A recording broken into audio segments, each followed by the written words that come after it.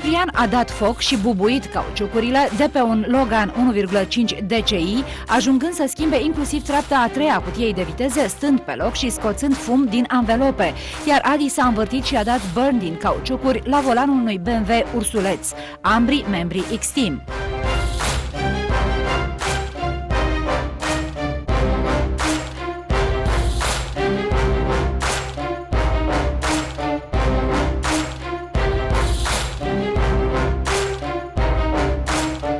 O impresie foarte bună a făcut și câștigătorul de acum 2 ani, tot la o probă de freestyle, drift and burnout, Palagia Ionuț.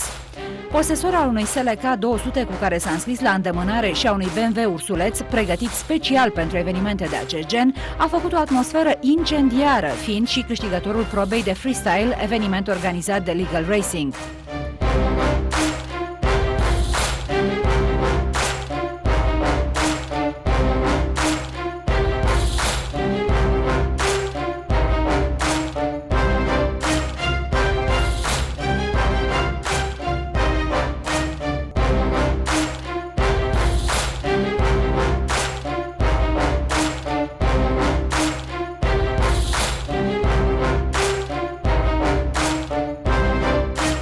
În ediția viitoare, Ionuț, alias Hoțu, ne va prezenta mașinile sale cu care s-a înscris la această cursă, SLK-ul și Ursulețul.